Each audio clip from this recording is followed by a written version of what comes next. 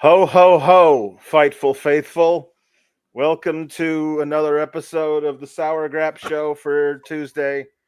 I'm your host, Santa Claus, and with me, as always, is not Kate. It's SP3. Because Kate decided that all she wanted for Christmas was to betray the SGS and go watch Mariah Carey in concert. And because of that, I have lost my smile, which is why I am wearing this to cover my smile so no one sees that I still have it. What a beautiful beard, though. Look at this Yeah.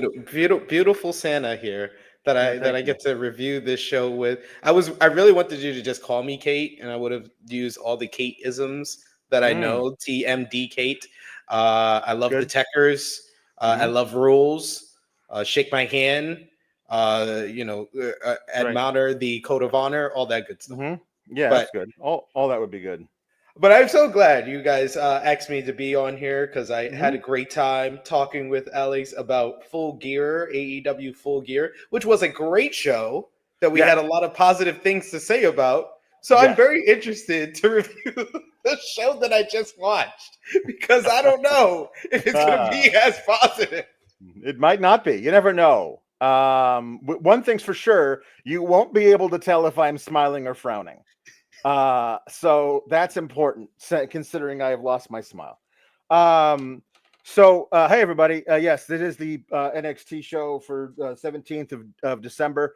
The next one is a taped episode on Christmas Eve. I feel like there's probably not going to be a review on Christmas Eve. So because this is the closest show we're doing to Christmas, I decided I had to go whole hog with the thing. And also it's Christmas puns.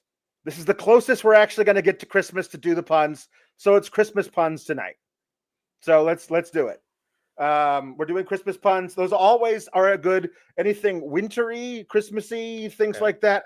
If Hanukkah puns, if you are of the tribe here watching, that's fine. So let's do it. Let's do it. We've gotten some really good ones in the past, and I want to see if we get some brand new ones. So there we go. Jambeard asks, because if you're going to be on the show, SP3 first and foremost, people need to know: can you do impressions and or sing? I do a pretty good Paul Triple H Levesque as well Ooh, as a Gato. mm, I do a pretty good Gato from New Japan Pro Wrestling. As far as okay. singing, I'm very equipped at sitcoms. Sitcoms, Oh, especially okay, 90s sitcoms, okay, I can kind of ring those off all the right, top of the dome. okay, That's my form of freestyle. all So right, yeah, I all think right. I'm pretty good at that. Good, good to Yeah. know. Um, uh, so one of the things we talk about on this particular show, SP3, and have been now since September of 2021, is that Shawn Michaels, ever so often, and when I mean ever so often, I mean all the time, decides to reach back into his own career and pull something out and book an angle. Like there was the very obvious tribute to the barbershop window when we saw Toxic Attraction break up. He's done many of these.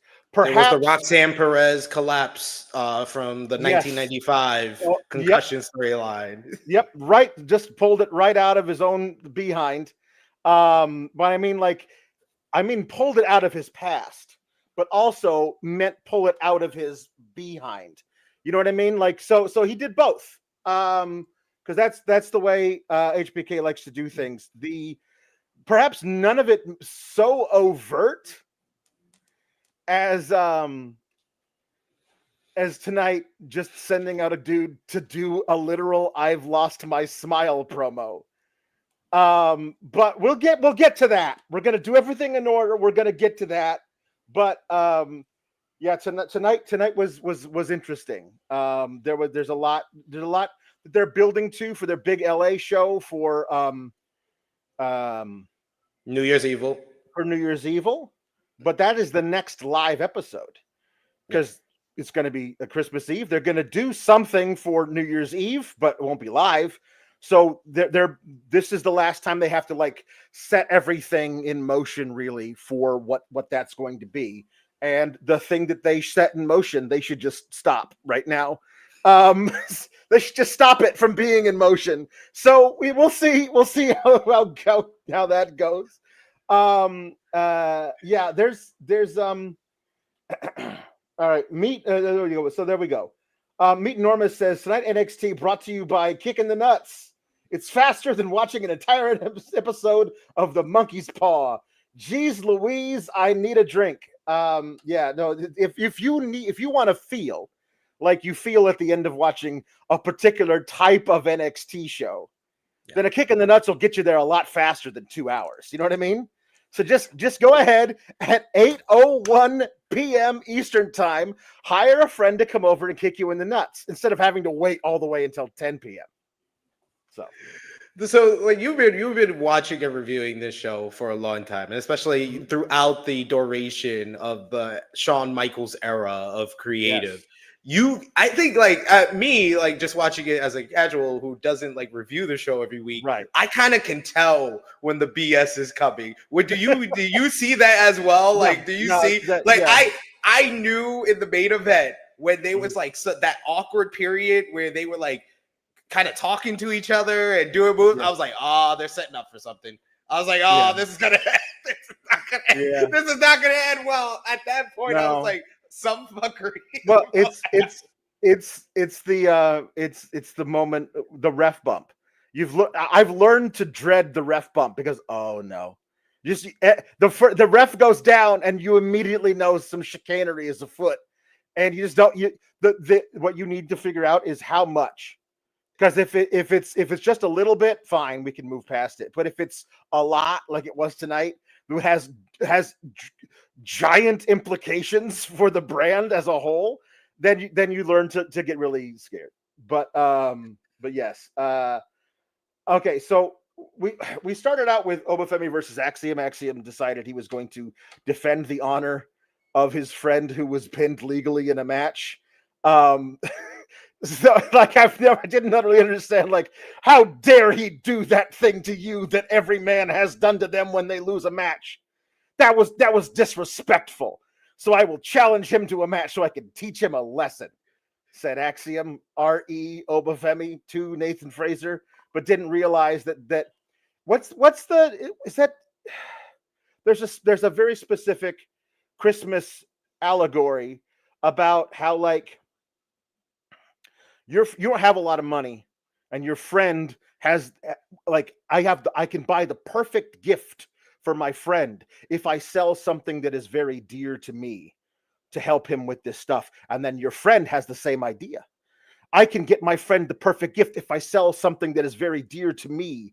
And then, but the things we got are like the most famous one for me is Ernie and Bert, who if I get this, I can help Bert with his bottle cap collection. Oh, if I get this, I can help Ernie with his whatever the hell Ernie does. And then they sell their collections and to get the gifts, and then they have nothing.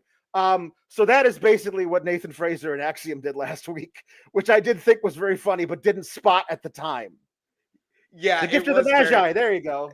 It was very much like that. I actually wanted to see at least the segment with Nathan Frazer going to Ava, because with Nathan Frazer's personality, that Ava tried to tell him that Axiom already came to her for the matchup with Oba Femi, but he's like all talking fast, never slow down. He's like, yeah, we want to team up, we want to defend the titles next week. She's like, but Nathan, no, just get it done. Don't matter what Axiom said. Axiom wants to do it. I got to make it up to him. We got to make it up for him for what happened at deadline. Thanks, Ava. Thanks. And then he walks out, and then we saw the segment with them too.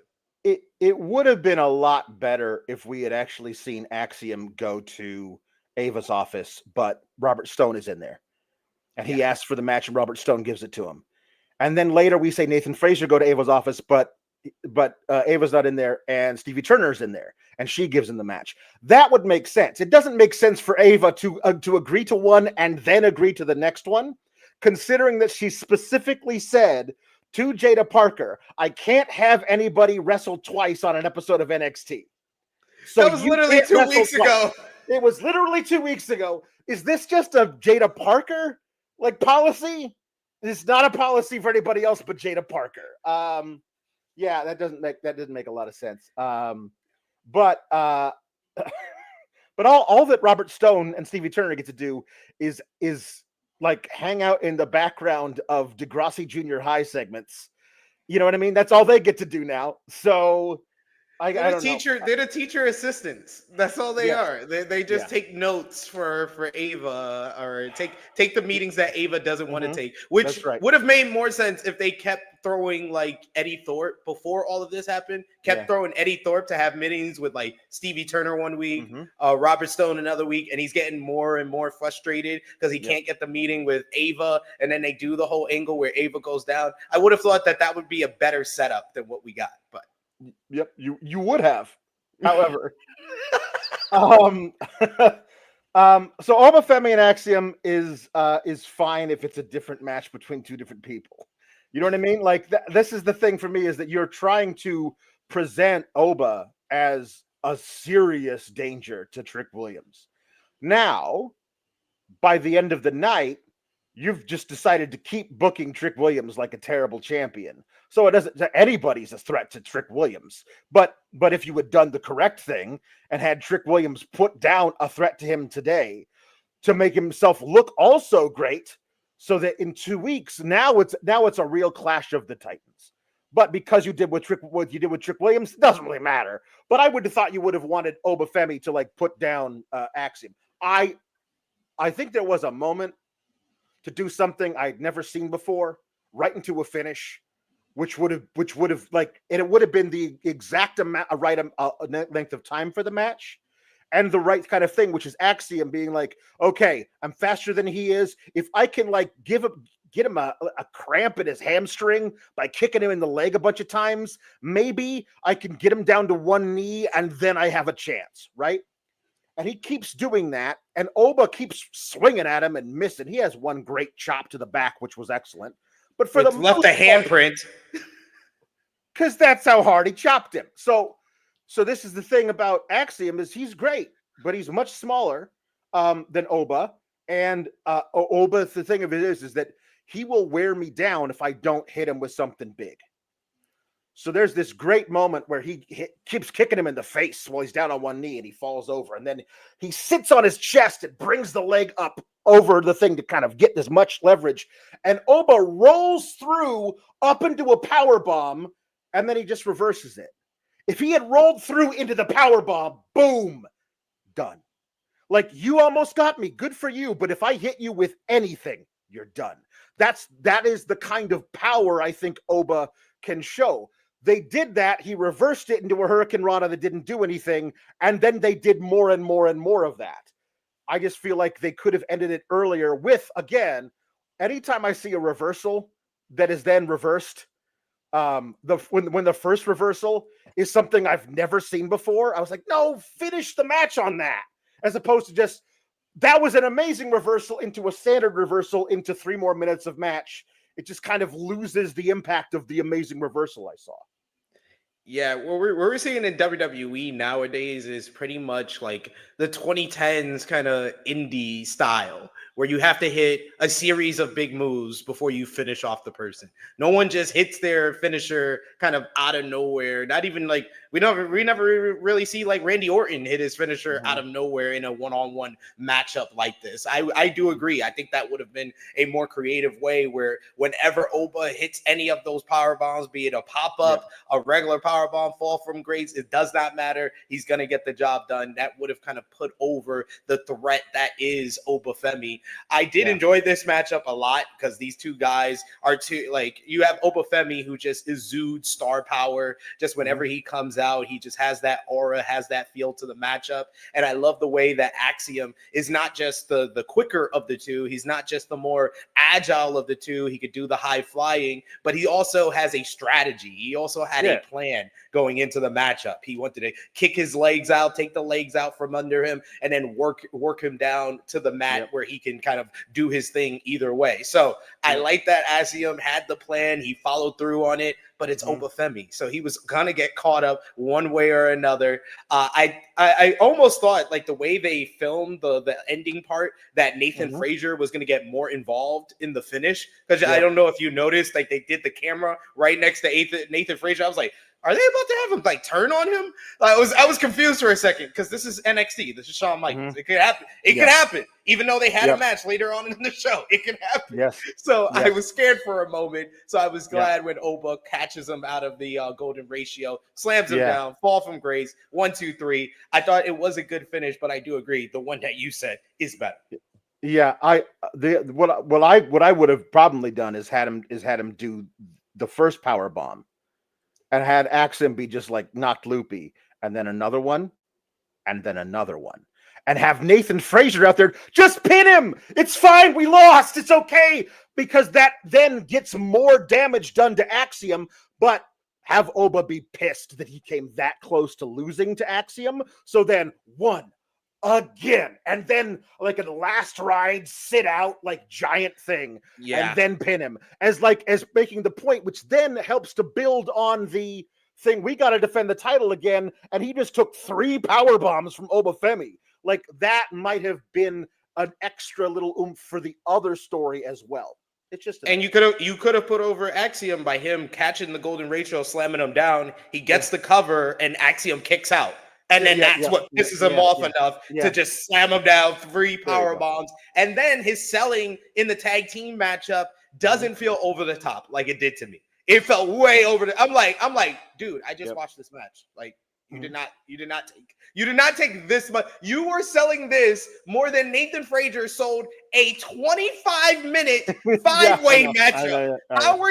How did you faint in your entrance? It was hilarious. I laughed. But after a while, I was like, he's kind of overselling this stuff. A bit.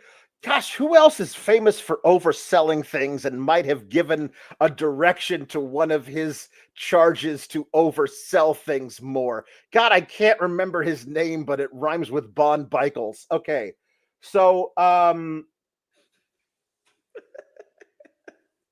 thought that these two guys were great in the ring, and that's kind of the name of the game, especially now. I feel like on the CW is that we get lots of really, like, you get sometimes the finishes are booked wonky, but that's just HBK getting in his own way. The talent is great. For the most part, they get to show how great they are in the matches. And so the height of NXT is the in-ring work. The bottom drops out when we get to whatever the hell this Carmen Petrovich and Dion Lennox thing was backstage. Of like Carmen, we're friends, right? Yeah, we're friends. So I just wanted to say, I think that Ashanti was trying to help you in your match with Nikita. Like, he brought you flowers. He pushed you out of the way so you wouldn't get kicked. I think you're judging him a little bit too harshly. He's like, yeah, well, maybe you're right. Maybe I will give him another chance. You're such a good friend. Hug. And then Ashanti, the Adonis, walks around the corner and sees them hugging. Oh, my goodness, what a misunderstanding. Just get this the hell off of television in every form, especially in wrestling. This was so bad. Just like what like you don't ask these people who aren't trained actors to try and act their way out of this terrible script that you've given them about a thing that really couldn't matter less. Like, the idea that any of this could possibly matter in the grand scheme of a professional wrestling show is just ridiculous. I've seen some romantic storylines in professional wrestling, and some of them are not the best acted. But my lord, oh my God, this segment was so bad. Like, I felt like I was watching the reenactment of Saved by the Bell. I don't know if y'all ever seen that on YouTube. That's some bad acting. It was Lifetime movie that comes on at 2 a.m. style acting. It felt like Misha Barton was the acting coach for these individuals on screen. My lord, I was like, Dion Lennox, I like you. I want to like you. I want to like you, brother. Mhm. But you involved in this crap. Ashanti the Adonis is supposed to be the most experienced person on the screen, and he was by far the worst person in this whole segment.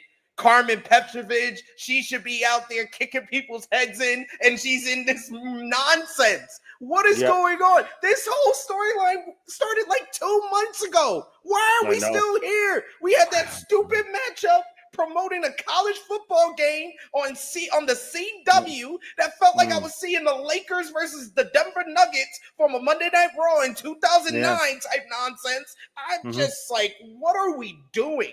Why is this show like the most bipolar TV show in professional wrestling today? Like you just said, the talent is there. Oba Femi, Axiom, Nathan Frazer, Jada Parker, Lola Vice, Roxanne Perez, Julia. Come on.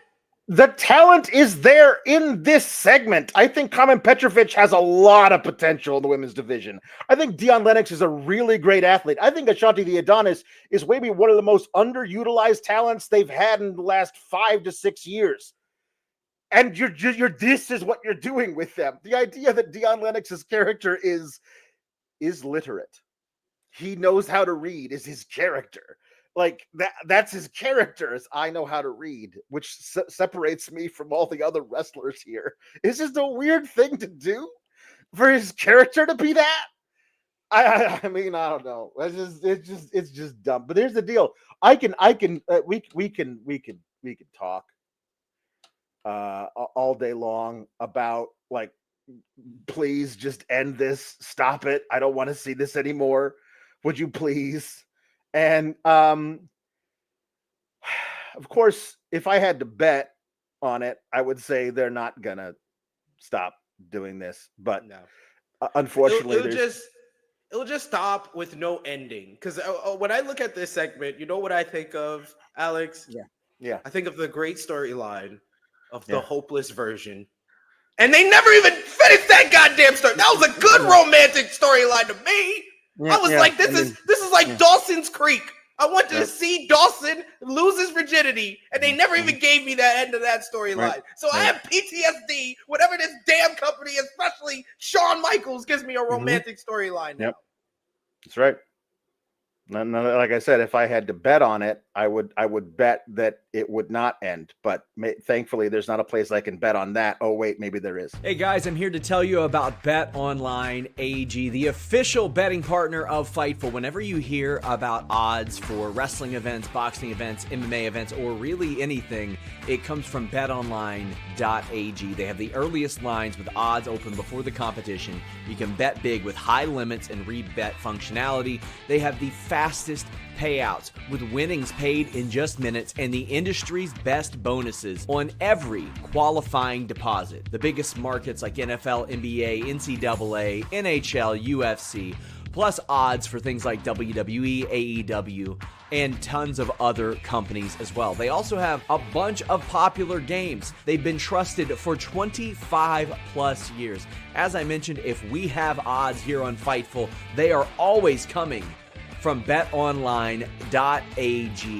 Check it out, my friends. Bet what you can. Please bet responsibly. I had to shave the beard. It was just too much. It's like, who is this? Maybe I should have used a Manscaped read for that one. But yeah, it's a little too hot.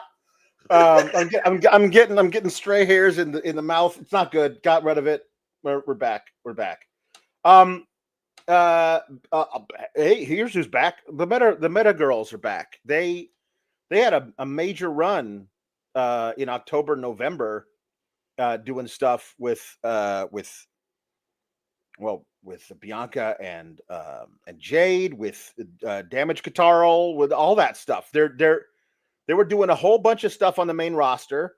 They were part of a fatal 4-way at the Saudi show. That was November 2nd, 3rd, 5th, something like that. First weekend 4th. In November. Yeah, November 4th. So when I said 2nd, 3rd, 5th, I literally just skipped the one date in there that it actually was. That's this noggin being used. So and I thought to myself, okay, they're probably getting like a soft call up. Like this is them getting a soft call up. They'll be on the main roster and doing more and they just didn't do anything with them on the main roster after that. They barely did anything with them in NXT after that. And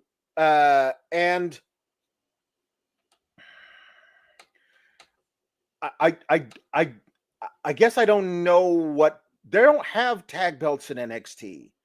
So they're supposed to float, which is how you get occasionally they'll show up. So we have them just talking crap to as we call her here, Zelta, because we like Delta more than Zaria, so we just combined them. So Zelta and Sol Ruca backstage last week, which leads to this match, and they tried to do it as like, oh, Sol Ruca and Zaria are having trouble communicating in the ring. Well, the thing that I remember from this match more than anything else is them communicating quite well to do some stuff I've never seen before, which is I'm going to gorilla press this lady and you climb on her back and then jump to the outside. And then I'm going to gorilla press the same lady to the outside. You hold her partner there so she can catch her. I hadn't seen that before. And I was like, wow, they really don't communicate at all well, except for the fact that they did. It was just a weird thing that they keep talking about it during the match. So we just get Jakara and Lash winning. It was good to see like Zaria and Lash like trying to out big lady each other, which was fun.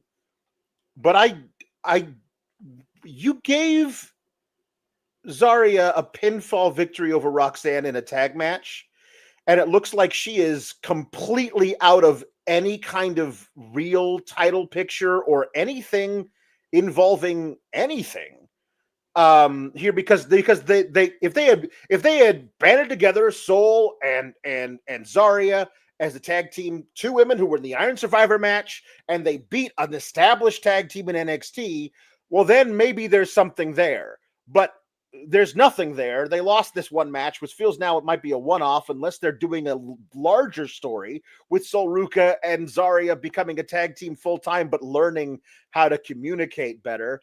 I just feel like of the three women that showed up, the one that I was the most excited for on a personal level, not saying that she's the best wrestler or whatever, but Delta, I was super excited to see what they would do with her. And then she got a pinfall victory over Roxanne in a tag match. And I was like, here we go. And right down to the bottom of the mid card is where we're going. So I didn't understand why we did that, but the match was fine. And I'm not even saying I disagree with who won, depending on what the payoff is, but it just felt really, really odd. Yeah, it was. I was kind of taken aback by the result of this matchup. I would think that that the meta girls got the win here because you want to give them a win before they get called up.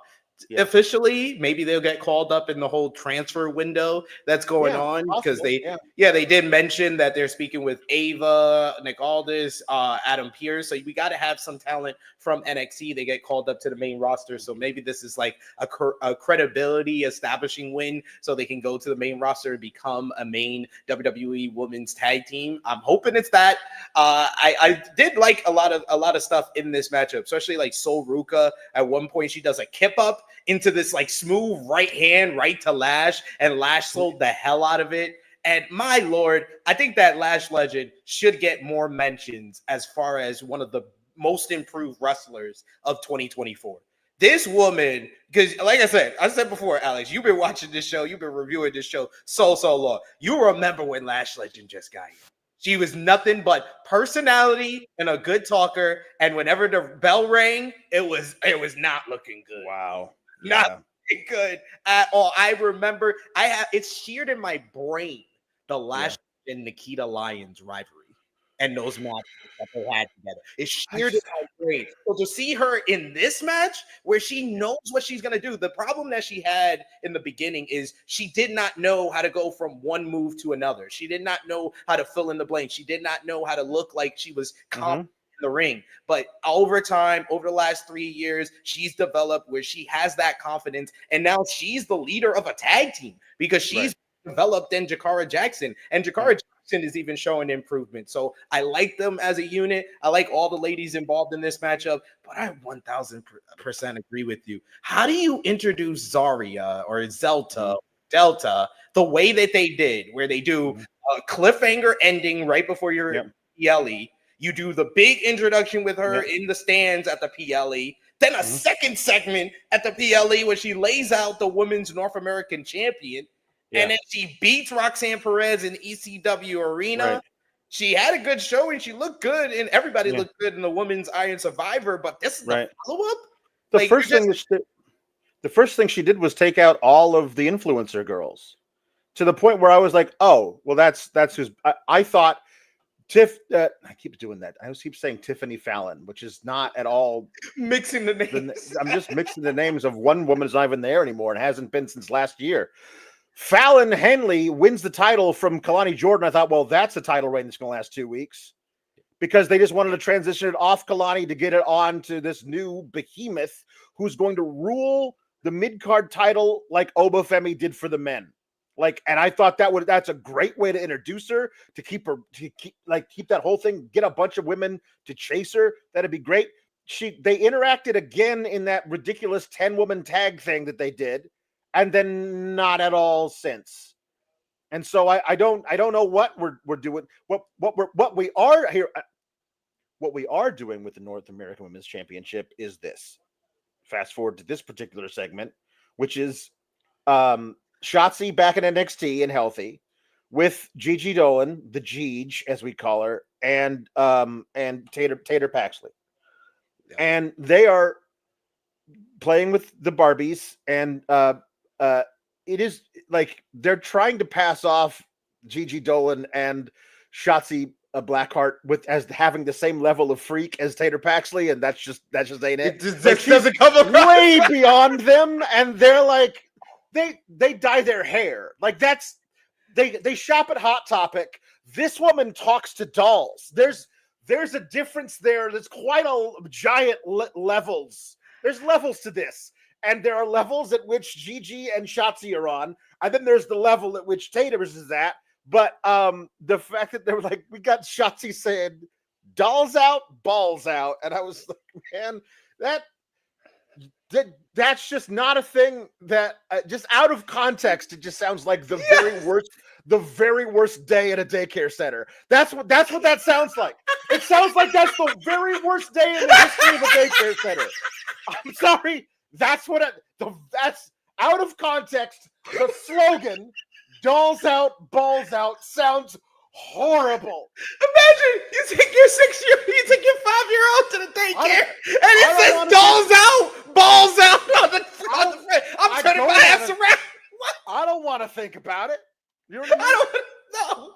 But my Lord, what was going on with this segment? Like, why couldn't they just play it off? You know how, like, Lyra Valkyria plays off Tater Paxley? Yes. She acts like she's crazy because she's crazy. I'm trying to be like, yeah, I can play. I'm going to bite their head off. And they're just going around like, ha, ha, ha, ha, yeah, you can do that. I'm like, no, that's not the correct reaction. That's not what a human being would react to that. React to a grown-ass woman saying something like that. That's not how real human beings. This is not. This is not scripted in any way to be like a human conversation. Yeah. So what are we doing? It wasn't, especially because at the very end of it, like we're like because Gigi Dolan says, I know JC Jane. She we used to be best friends. Sure on me. Blah blah blah. I know her, and now she's only ever comfortable when she's backed up by other people. So now she found Fallon and her new best friend, Jasmine. And Shotzi's like, yeah, dolls out, balls out. And then Tater Paxley is like, haha, we're going to get them. And they'll never see it coming. Cut to the 3 other women watching it on a TV screen. I think they're going to see it coming. Because they're watching this segment on a television right now. I feel like that was the silliest thing of this whole, like, sillier even than dolls out, balls out is like, they're never gonna see it coming.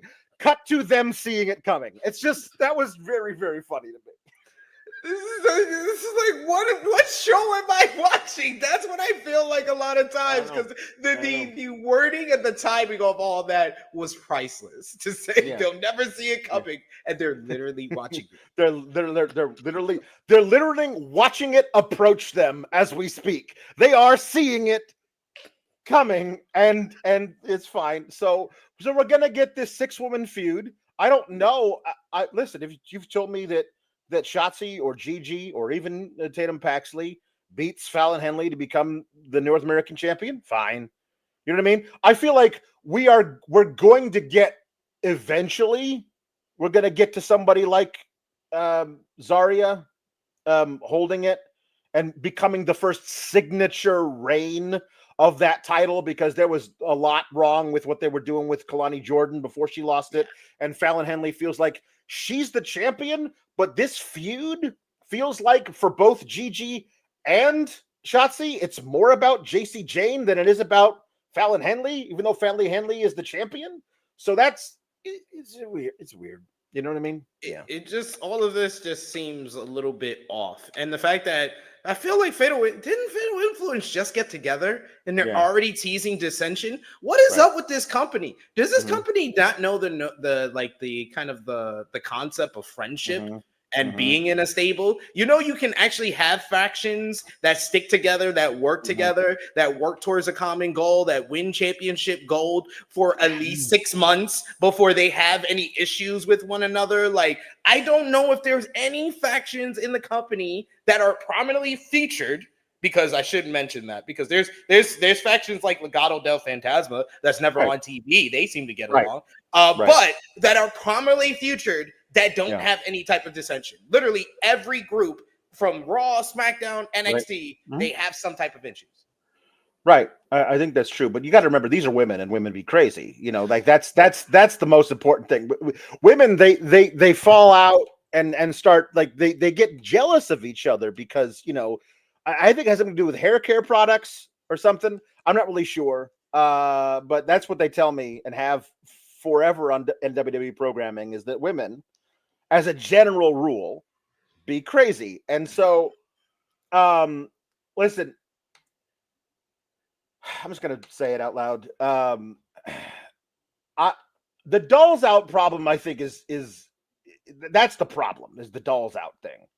But Jambeard says if you need help with going balls out, then maybe you might want to try this product.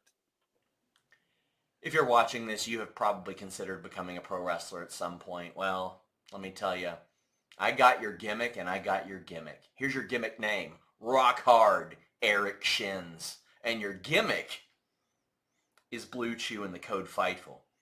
Same improved ingredients as Viagra and Cialis, but you don't want those. You don't want those. You want Blue Chew.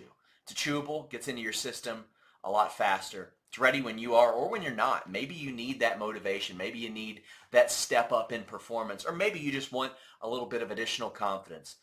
Take an online questionnaire with a physician, and when approved, it arrives straight to your door. All you got to do is pay $5 shipping, because that first shipment is free when you use the code FIGHTFUL. Mailman's not going to know what's up. The nosy Nellies around your neighborhood aren't going to know what's up. But let me tell you, that special someone's going to know what's up. BlueChew.com and the code FIGHTFUL. So here's the deal. Kate is in charge of going through all the videos for the ads and deleting all the old ones. But she's too busy big timing us for Mariah Carey to do her damned job. That's all I got to say about that. She has so much honor. She's not here. She's honoring Mariah. Right. Luis tells us that he thinks that the payoff for the tag match we saw tonight between the Meta Girls and Soul and Zaria is that we're going to get Lash versus Zaria at New Year's Evil, which is certainly a possibility. But it is a simple, standard 2-hour show, and they're putting a lot of big time matches on there. So we'll see how much they throw on there, and that might be one they tape for the New Year's Eve show. You know what I mean? That might be that might be what they do. We see video from from last week of we call them Team Bouncy Beef because they are both bouncy and beefy. Tyreek Igwe and Tyson DuPont. And they're having a little argument about whether or not it's okay to be a sore loser when you keep losing and you're sick of it. And Tyson is like, I don't want everybody to like judge us because you're mean when we lose. And Tyreek is like, we lose too much, and I'm sick of it. And Wes Lee is and like there's like, no, actually, I think that this guy's right, and maybe you got to be a little more cutthroat in this business. And Tyreek is like, see, this guy knows what's up. This guy's a former North American champion for a really long time. He's on my side. And Tyson goes, So instead of breaking up, which is what I thought they were going to do, they're going to break up Team Bouncy Beef before we got to see him do anything. Yeah. Wes Lee with those two boys as his backup, that's a thing. That's a thing. When you have, and I don't know how long what they're doing here with Sean Spears and his little faction that he's going together, but when you have Tony D as the North American champion, you have him, and he has two guys as backup. So any potential challenger for him should be the same thing. Should be a guy with two guys as backup, so you can do the 6-man tag. And I think that if you eventually do Wes Lee toppling Tony D'Angelo with the help of those two guys, like that's a fun little feud. If he gets past Sean Spears plus the Beej and whoever the hell Nico is, like those three guys, if they can't get the job done, if the next team that comes up is Wes Lee with Team Bouncy Beef, I'm all for it.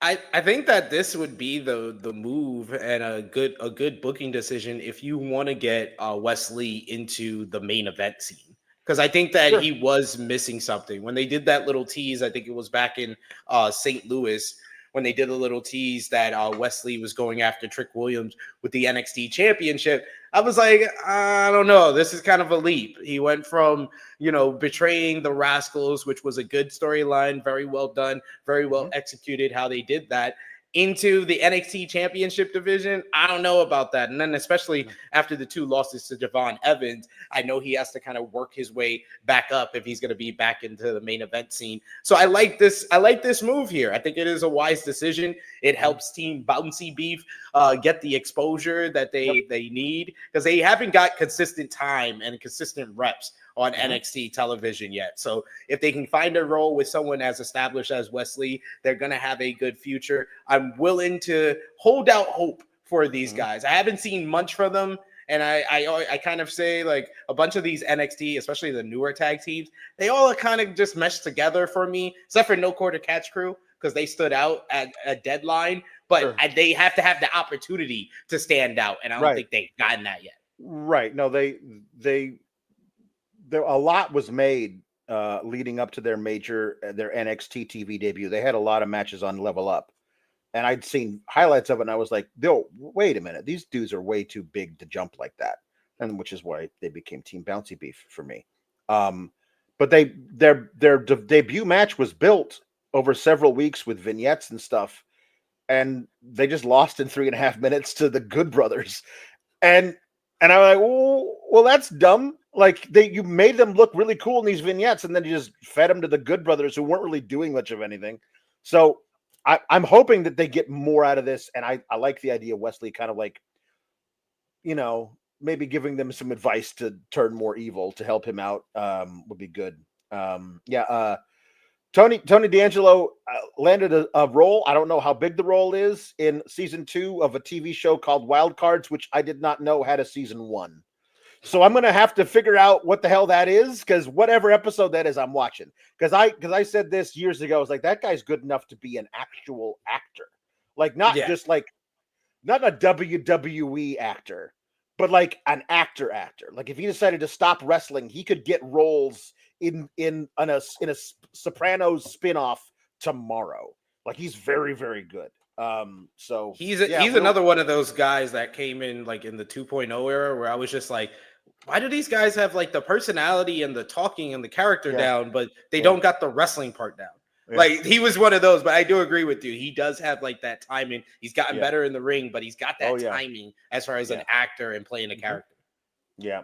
Jada Parker defeated Ren Sinclair, but Ren Sinclair impressed the hell out of me in this match. The right woman won. I think you got to keep Jada Parker really hot.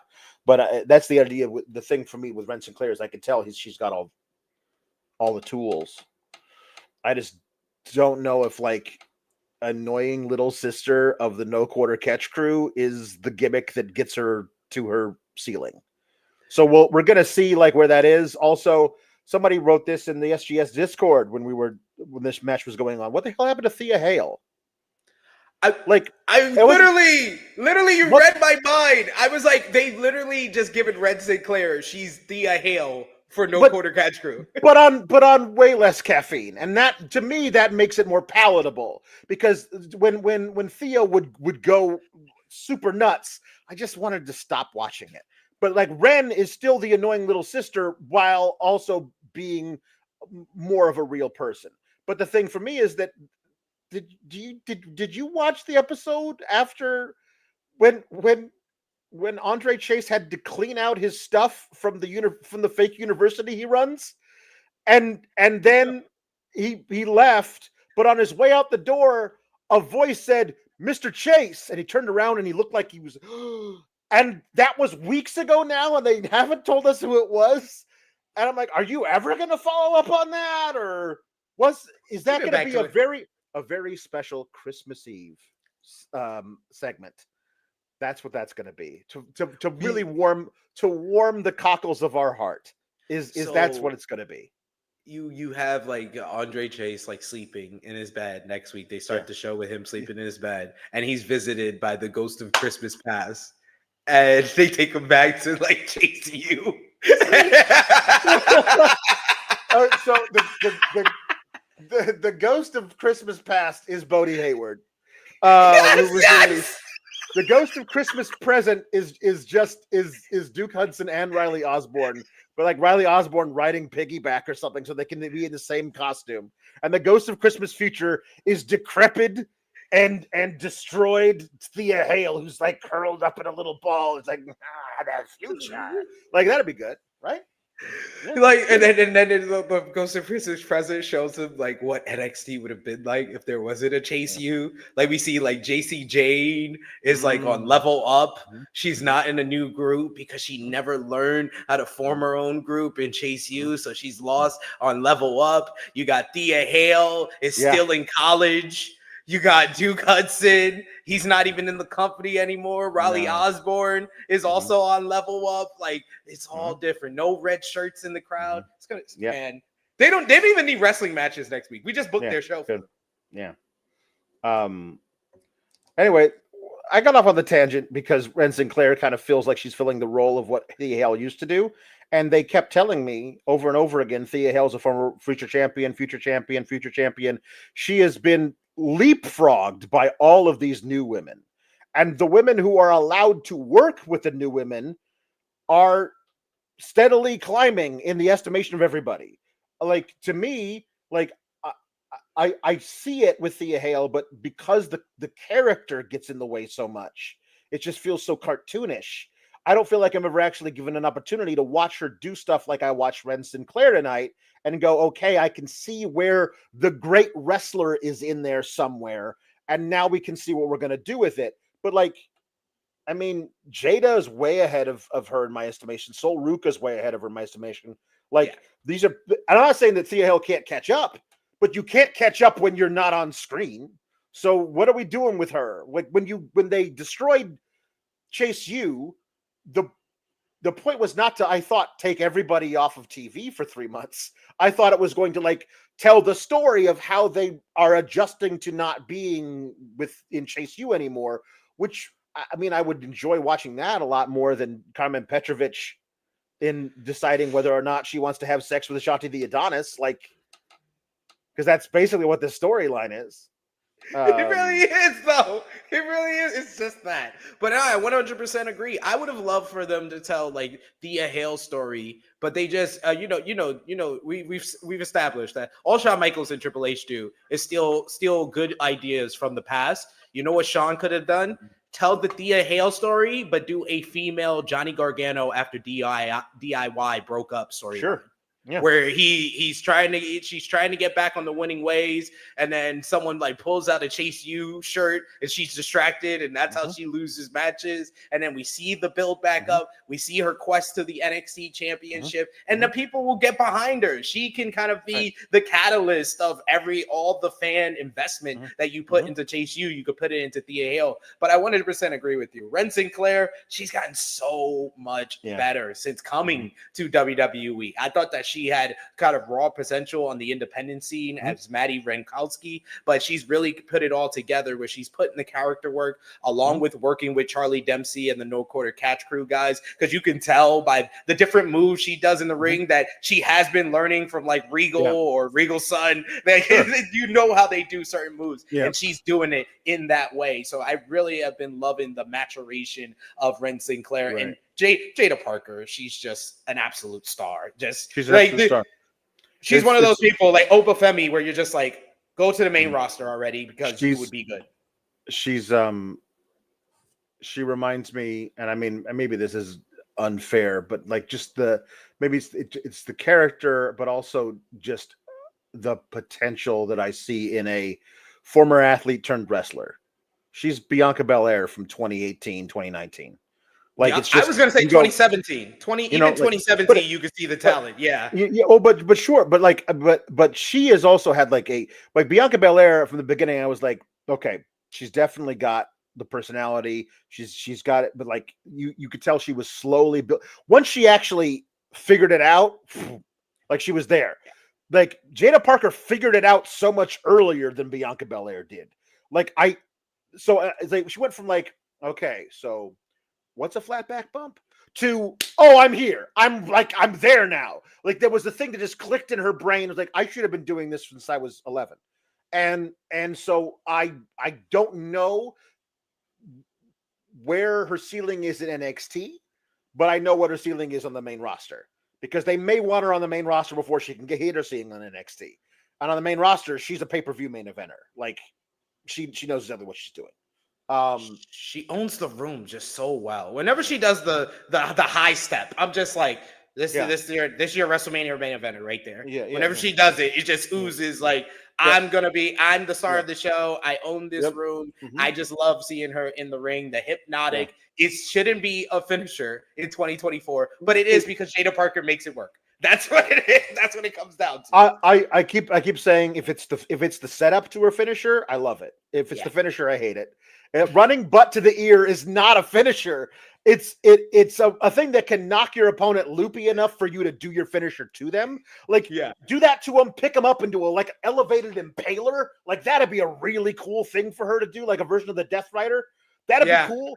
Like, but as a finisher, I don't love it. Plus, you have to. It feels so convoluted how the opponent gets in position for it. Like in this matchup where Ren was on her ass, but she had to get up to her knee, to the one knee. It's like, hold on. Let me stagger to the middle of the ring and bend over like I'm gonna throw up. Like, I don't know. I feel like that's not a thing that you could.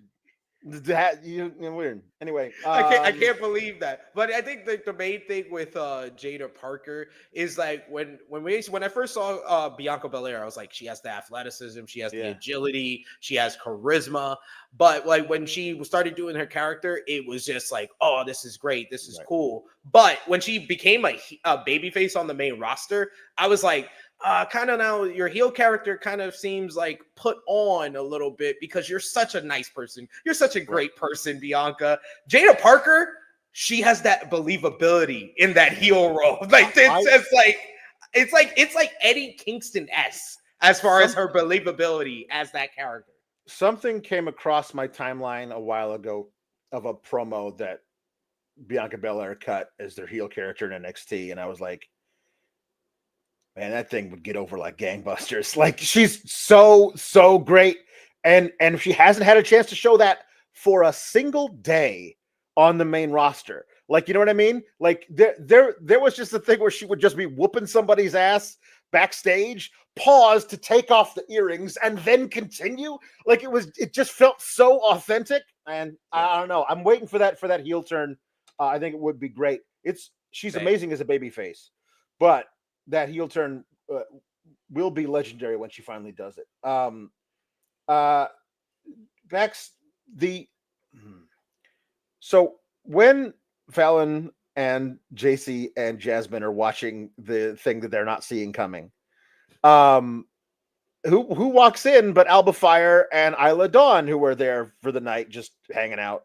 We were just here signing some paperwork, I guess, and so we decided to walk in. But I like the same old JC, like that, like, oh, and she's looped in Fallon into this mess, and they've got a new little friend. Like, I love, because they both tussled with Toxic Attraction back in the day, that they have that, and they also were there the same time Fallon was.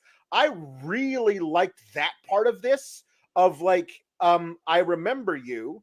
I remember the way you should do things. You're still doing the things the same way. Of course you are, because you haven't evolved at all. Meanwhile, we used to be witches, and now we aren't anymore, and that is our character. But I'm here for a little Alba Fire versus Fallon Henley action. However, you're never gonna get me to accept anything less than, let's say, Intercontinental title reign for Kaylee Ray. You know what I mean? She's the NXT UK champion for like 800 days. Like, she's buried in the bottom of the tag division. Like, even when she was the tag champs, it didn't feel like they earned it. It felt like they won it because they hadn't won a match on TV in 2 damn years before they won the titles. Like, I'm waiting for a push for them as a tag team, fine. But Kaylee Ray, now Alba Fire, to me was, my goodness, she was so great. It feels like ever since she left NXT UK, they just have not. They've been fumbling that ball right down the field. Yep. They've been trying to pick it up, and they've been trying to find a way for her. You know, Alba Fire, I think they did a semi. They tried really hard, and they finally did get it over in a way where now fans don't just automatically call her Kaylee Ray. Some fans do call her Alba Fire. But yeah, Kaylee Ray was like one of the best women's wrestlers in this entire damn company. She was putting on classics against Meiko Satomura, making people want to watch NXT UK in like a bigger version. What Athena's doing on Ring of Honor that's not watched by a lot of people, that's what Alba Fire, aka Kaylee Ray, was doing for NXT UK. That was the brand not too many people were watching, but if you did, you knew that she was great. The feuds with Piper Niven, matches with Toni Storm, like, she mixed it up with some of the best in the industry today. And the fact that she's just in the women's tag team division that never really gets any stories, that has a challenger of the month, and then if you're not the challenger of the month, you're not featured on TV. Yeah, just let them come down to NXT. If they're going to get more TV time down here, which Sean does an excellent job of getting all these women TV time, because this is basically WoW Women of Wrestling guest starring men at this point. Yeah, no, I would agree with that. This weird transfer portal window thing that they're doing, where we don't know exactly when all that is going to finalize, but the idea that we're all the GMs are getting together and figuring out how to best distribute the talent. If you said that Alba Fire and Isla Dawn come to NXT as part of that deal, as long as they're featured prominently, like, you're telling me I get to watch Kaylee Ray versus Julia maybe out of this, and they get time, like, okay, Kaylee Ray, Steph Fakir, Kaylee Ray versus Delta. Yeah, no, all of those things could be good for me. You know what I mean? So, yeah, fine, sure. As long as everything is shaken out the way it's supposed to. If the women who get brought down from SmackDown or Raw, but they're here in NXT, and there's a lot you could do with that. So there was a women's title video package that because I had to pause it for like 15 minutes, I had to skip over. And I was like, I know, apparently it was great, but like, awesome. I know who was the champions. So I kept on pausing it and like pushing play while fast forwarding. Like, I remember that reign. Oh, and then just keep going. So yeah, I guess I'll let you talk about it because I missed it. Ryan Cicchini says women's title history package was perfect. So yeah. It was very well done as far as like putting a bigger spotlight on the expansion that we've been seeing over the last couple of months with the NXT women's division, which I would say like 6 months ago, it was like Roxanne Perez and a bunch of girls who've been wrestling for a year. Some are good, some are not so good, but it was Roxanne Perez like a leader of the pack. But the additions of Stephanie Vicaire, of Julia, of Zaria, stepping up of Jada Parker and your Lola Vices, so Ruca, that has caused this division to become one of the best in North America once again. So this video package did a great job of kind of talking about the past, talking about how the NXT women's division set the foundation for the women's revolution on the main roster. They went over the reigns of like Asuka, Io Sky, Raquel Rodriguez. They showed highlights of like Becky Lynch having the title, Charlotte Flair, Bayley. They showed Bayley and Sasha in Brooklyn, which I mean, I know that in the past WWE wouldn't do stuff like that, but you cannot do a video package of the NXT Championship without the greatest women's match in WWE history, arguably wrestling history. Like, you got to show that. So yeah, they showed Athena as well. Athena was shown in the video package. Saraya. So I thought they did an excellent job of highlighting all the women that have made this division over the last decade. That's great to see. And yeah, the history is definitely there. Especially to me, I don't feel like women's wrestling is what it is today. If 9 years ago there wasn't Shasa versus Bayley, I think anybody can quibble over best match ever. To me, it's the most important women's match ever, because look at what the women were doing on the only wrestling show that mattered in America at the time was WWE, Raw and SmackDown. Look at the women getting 2-minute matches. Maybe they get one a week. They're not doing anything. And all of a sudden in NXT, look at what we're building. Look at what we're doing with this. And so that seminal moment became a way that there's no way we're like, hey, women from South America and Japan via Italy and Australia, come over here and become big celebrated signings, and people are really excited for it. If Sasha and Bayley doesn't happen, like if that kind of moment, it would have been a different combination of women because they were all killing it at the time. But that became a thing. So many women's wrestlers who are now in their early 20s were little girls watching that going like, I want to do that. And you don't get that otherwise, man.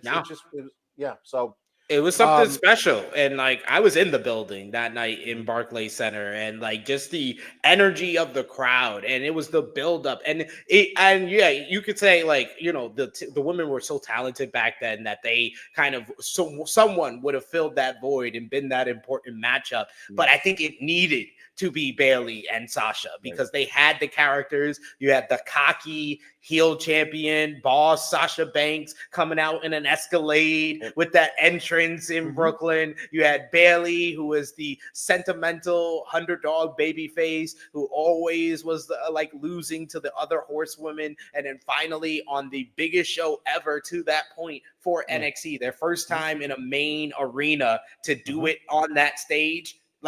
It's the greatest women's match of all time. It's my favorite women's match of all time. And like the fact that Mercedes Moné this week had a match that people are comparing to that just tells you how talented these women are. But Mercedes Moné versus Suzuki, if you haven't watched it already, please go out of your way to watch it, because I saw earlier today, Sean said we gotta scrap the whole women's match of the year voting because we gotta add this match. That's how great that match was on Sunday.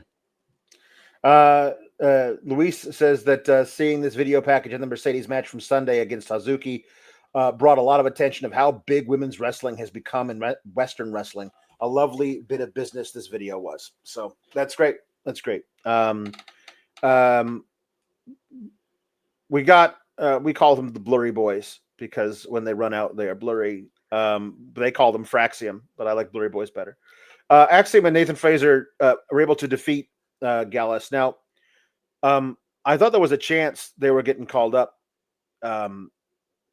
because the main roster needs babyface tag teams so damn bad. And these guys are great. They work really well together. You would sell 1 trillion Axiom masks to kids. And I said this. I don't know where I said this, but I said sell a package. You in the package is an Axiom mask and a Nathan Frazer wig. Little brothers are gonna be like fighting over who gets to be who. Like it would be a huge thing. You could absolutely market these guys as the Flash. You know what I mean? Like it would be this really cool thing for these kids to emulate and have so much fun watching. They're the perfect underdogs. You know what I mean? They're so fast, but they're so little. And oh my God, I hope they don't get hurt. But look at them go. They're crazy. Like it would be a huge thing on the main roster. Like they have unlimited potential for these two guys together. So I thought maybe you want them on the main roster sooner rather than later. The War Raiders winning the titles last night kind of like made it seem okay. Well, we don't need somebody on the main roster to take them off of Judgment Day now. So at least we got that. But it didn't feel like Gallus was the team to beat them anyway, since Gallus they haven't been doing anything. So it didn't feel like they were in danger of them losing. And then they had Axiom faint during his entrance. And I was like, they've done this a lot where like one guy is injured or distracted or whatever. Maybe this is the thing that does it.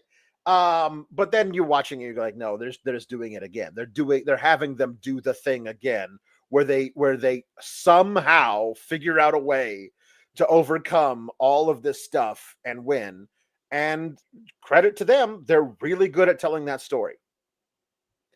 Yeah. Three more matches of that exact same story, and I think I'll be done with it.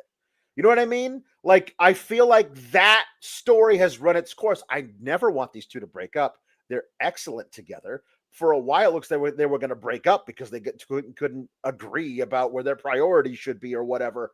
So don't break them up, but maybe you start building the right team to take it off of them, and they can show up on the main roster tomorrow and immediately fit in with the tag division up there. Yeah.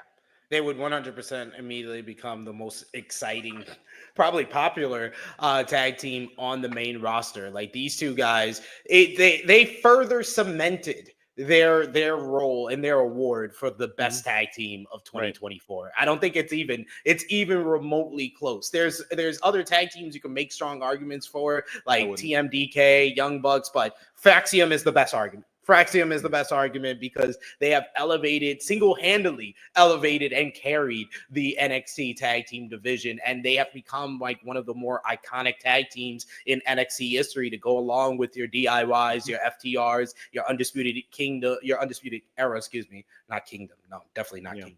Undisputed Era. And then you would have Axiom right there in your Mount Rushmore. But yeah, this match was so much fun. They just work so well with like the bigger hosses that could just toss them around, make it difficult for them to get the hot tag. Then they get the hot tag, and Nathan Frazer has developed into the best hot tag in the business. Mm-hmm. And his frog splash, oh my God, the way he suddenly does the frog splash. He jumps way up in the air and then just goes, oh yeah, forgot. Let me do it real fast. He does it 7/8 of the way down. Which it's like he forgets to do it. He's like, oh yeah, before I forget. and the way I thought it was that the frog splash is supposed to get you a little extra distance, but when you're like, here's the guy, and you do the frog splash here to propel you further. When you do it here, it doesn't really help, but it's fun to watch. It's awesome. It's fun. So they're able to win. It's a lot of fun. You gotta figure out the right team to be the tag champs, and that's the problem right now. Is there's not a lot. Hank and Tank just won the Reality of Wrestling tag titles. They're fun the way that Heavy Machinery was fun back in NXT, but like the team that like, it'll be fun to root for them in a tag title match. They're definitely going to lose. Like, that's what it felt like that Heavy Machinery's ceiling was. And that's what it feels like Hank and Tank's thing is. Until they get an extra thing, they're going to be fan favorites who you never really take seriously. And that's the thing that Hank and Tank feel like to me. I don't know where that next team is. That, like, maybe it's no quarter catch crew. They certainly showed it in that match. Say that. But then you got it, like, they didn't do any real follow-up to that amazing match they had at Deadline, and it's been 2 weeks. So let's get on that. Like, they're in the Fatal 4-Way, like, Christmas Fatal 4-Way thing next week. So they have a chance to get a rematch. But, like, my point was, when they had the match, that I didn't think you could put the titles on them because you had done zero story to build them to that title match. And I thought, well, after this amazing showing, then in NXT 3 days from now, NXT the week after, NXT the week after that, you build the story of them getting back to that title. They've done nothing with them for 2 straight weeks. And so them just winning another Fatal 4-Way and getting another rematch without any story involved doesn't solve the problem I have.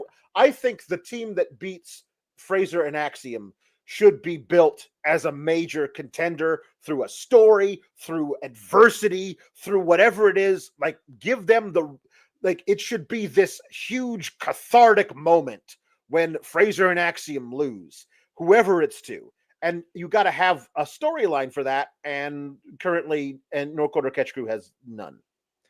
Yeah, they've kind of just put them in a different direction as far as them feuding with OTM. So I don't suspect they're going to win that Fatal 4-Way next week. Right. Maybe OTM, since they have been kind of going after the tag team titles. And then we also saw the D'Angelo family watching this matchup. So they could possibly win as well. So they're taking the pinfall in that Fatal 4-Way. That's what they're doing. But probably so.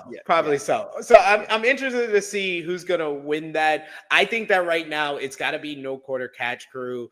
I would say you do the little mini feud on TV with OTM. You have them beat OTM in the weeks to come, and then at Vengeance Day, they're the ones that dethrone Fraxium. That makes sense. Yeah. I don't mind that at all. Stephanie Vicaire called out Cora in a vignette that was entirely in Spanish language. And I was out of the room so I could hear it, but not see the subtitles. So I'm going to rely on Luis to tell me what the hell she said. But I knew she was talking to Cora. So yes. She says she is the first. She's been going around the world, proving herself as the best in the world. But Cora got here first. Cora signed in 2021, and she was supposed to be the representation of the new era of NXT. But she came up a little bit short, so now it's up to me to do that. So next week, it's going to be Cora Jade versus Stephanie Vicaire. They're getting right to it. I thought they would save that. I thought they would build this up a little bit over the next for Vengeance Day. Yeah, to kind of keep New Year's Evil. I thought. Yeah, to kind of keep Stephanie Vicaire busy, because I feel like Stephanie, they're just going to keep her busy until she's ready to get back into the title picture around Stand and Deliver. Is why I thought we were going to do Zaria beating Fallon Henley so quickly. You got to keep titles on two out of the 3 of these ladies. Yes, you know what I mean. Like Zaria doing whatever she's going to do with Lash for a bit might be fun, I guess. Stephanie just hanging out with, like, beating up Roxanne's friend while Julia tries to take the title from Roxanne. Like, meanwhile, Fallon is the champ, but her stablemate seems to be the target of the people that are feuding with them. Like, it feels like all the priorities are out of whack there. Like, and you know what I mean? We'll see. So Luis telling me that she called out Cora Jade and promised to show her what hell looks like next week. In other words, she's going to kill Cora Jade, apparently. So apparently that should be fun. Yes, we all hope so. Before we get to the stuff that that I hated, we're gonna do the pleasantries that always come in a few minutes late, so that I didn't get to talk to him at the beginning. So Orion Ben says, happy holidays, SGS fam. Welcome to the Chaos, SP3. Okay, it's time for the love of God. We got to steal and burn HBK's memories. his memory playbook. There we go. His memory's playbook. Somebody flashy thingy Hickenbottom. We gotta get a flashy thingy and put it right in the eyes of Hickenbottom because it's just. Man. Didn't tell him dolls out, balls out, sir. Yeah, we'll tell him that too. Tom LaValle says SP3 rant. Welcome to the SGS. Yes, that was a legendary rant earlier. Thank you so much for fitting in so well. Meat Norman says we need to get Alex and Jimmy together. Max Sauer. Ooh, yes. So, like I've said it before that Joel Pearl calls AE Ramble, which we do over on True Hill Heat, our AEW Dynamite review. He calls it the sour graps for AEW. I think I mentioned that to you as well when we did the Full Gear review, where he does not like a lot. He gets very sour on a lot of AEW. So it would be a nice mix. I would love to see y'all do like one of those NXT AEW head-to-heads and review both shows. Just going on. That'll be good. Yeah. Jambeard says I blame Will's fatal influence on Kate for her not being here tonight. Yeah, she's been talking to Will Washington too much if she's out here going to Mariah Carey shows. Yeah, maybe not. All right. Meat Normus has asked me to check the sour chats from last night, and I do not have anything from you in there that I did not. I read the thing from last night, but I did not. There's nothing else in there. So, but we do have one here from him in these chats. Rocking around the learning tree, have a nueve holiday. You want to yam bag yourself in the new old-fashioned way. Donnie Brook by Elegance. Very well done. Very good. Nice. Very good. That was nice. Rocking That's good. Around That's good. The learning tree. Mm-hmm. That's good. That's good. All right. So walking in to the building in Lowell, Massachusetts. By the way, I love the venue for them. It's a really cool space. We see at the very beginning, Ethan Page trudging through the thing. He's got no energy. I half expected him to have like one half of his shirt untucked and a big splotch of spaghetti sauce. Because as we all know, bum-ass Corbin. As we all know, when a man is down on his luck, he forgets how shirts work and also how to use napkins. That's a thing that just happens to people when they're down on their luck. We all know this. He gets walking in, and in past him comes Javon Evans, who's just super happy to be in Lowell, Massachusetts. Doesn't have a match tonight. He's just happy to be alive, man. So I think we should have expected something to happen between the two of these guys. Backstage, Javon Evans is talking up Hank and Tank and talking about the amazing 2025 they're going to have. And he talks about how amazing his 2024 was. And we see in the background, Ethan Page slumped in a chair against a wall, gets up and kind of pushes past him to go to the ring and cut a promo. And he cuts, and I lost my smile promo. And he just literally says the line. Like, which is funny because I went back and read the transcript for the original I lost my smile promo. And he never says the words. It's one of those things where we remember a line from a movie wrong, but like the context is correct. It means the same thing, but it was never actually said that way. And what he says is, I've lost a lot of things over the past year, and one of them has been my smile. He never says, I lost my smile. He says that whole thing. He says it, but he doesn't say it. So here, just have Ethan Page say, I lost my smile. As part of this whole thing where he cuts a promo to his wife, who I thought he was going to say, please come back to me, sweetheart. We can make things work out. I don't know why you have to empty your soul out to her here unless there has been like a serious problem in that she took the kids and left you. Like I was doing all of this for you and the kids. And I know things have been rough and I lost my title. But you didn't have to leave me to go stay at your mother's house. Please come home for Christmas. He didn't say any of those things. He was just giving a promo to his wife. And then he says, I lost my smile. And I don't know what to do. He's very sad. I like the way he combated. Like these people here are having the time of their lives whatting me because of everything that I've built.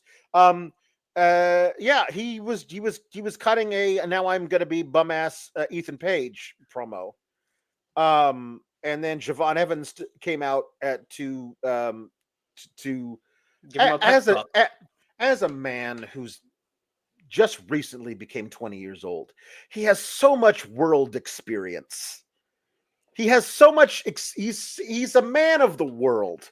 He is a recently a teenager of the world, and he knows all about the things that are happening, and he can lecture a man who's approaching 40 and has been doing this for 18 years when he himself is 20 years old. And when Ethan Page had his first match, Javon Evans was in diapers.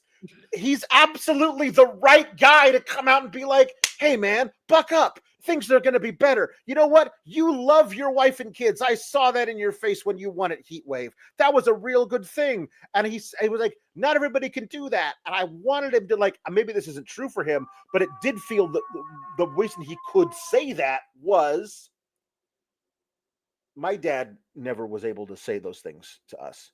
And I could tell you're the kind of dad who can, and that means a lot. Trust me, like your kids are going to remember that when they're older. And they didn't really do that. You know what I mean? So, yeah, they just had him do the I Lost My Smile promo. And then they had Javon Evans interrupt him.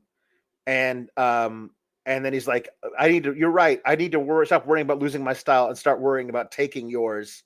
So he hits him with the foam side of the mic, as opposed to like the edge of where the thing is, when any part other than the foam would have hurt more. He chose to do it with the foam, and then he brings in a table, and he pilmanizes. Steel chair. Yeah. And then it's hard to pilmanize somebody with a steel chair. I've tried; it doesn't work. You pilmanize him with a steel chair on his jaw, and he immediately spits out a whole bunch of blood.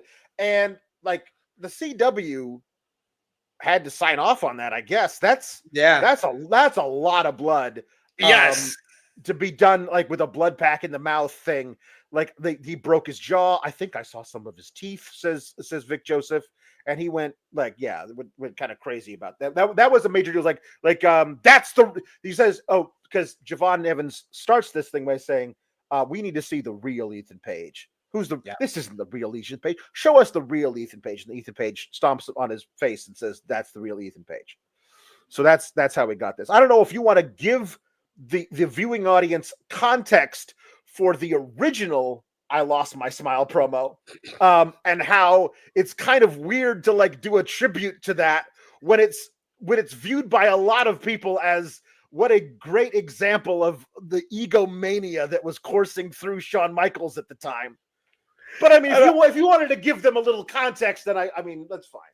I mean, I have been called a wrestling historian. I have been approved by Dutch Mantel as a wrestling historian. So I will give them some background here. So it was around the early winter of 1997. Plans at the time coming off the heels of WrestleMania 12 with the Iron Man matchup. Bret Hart had been gone for like 6 to 8 months. He comes back at the end of 1996. He's in his rivalry with Stone Cold Steve Austin. Shawn Michaels loses the WWF Championship at Survivor Series. He wins it back in San Antonio at the Royal Rumble. And the plan is for Shawn Michaels to defend the WWF Championship against his opponent from WrestleMania 12 in a rematch at WrestleMania 13, Bret the Hitman Hart. But allegedly, Shawn Michaels suffered a serious knee injury that he could not do anything about. He had to, relinquish the title and go and work on that serious knee injury that he was like, he couldn't do anything about. It wasn't like he would come and show up at WrestleMania 13 and be hopping around and dancing around on the bad knee. No, this is a bad knee. This is such a bad knee that no, he's not going to come back after 3 months and be back into in-ring shape and be be wrestling again. No, he has a serious knee injury. He cannot perform, so he relinquishes the WWF Championship. He cuts that infamous promo where he says he lost a lot of things, including his smile, in Lowell, Massachusetts, in that same building, which is why what made what Ethan Page did tonight so great, because it's in the same building, same aesthetics. He's even wearing kind of like the same colors that Sean wore on that episode of Monday Night Raw. So it was so perfectly done. And then like I said, like I alluded to, Sean wasn't that hurt. He did grow up and get back into the ring 3 months later. And yes, this came down to Sean not wanting to give Brett back the win that he got at WrestleMania 12. And literally the I Lost Your Smile promo that was quoted here is you can kind of make that connection from that promo to the Montreal Screwjob. You could kind of like put everything. Yeah, it's all a part of the timeline that leads to the Montreal Screwjob, the most infamous moment in WWE history.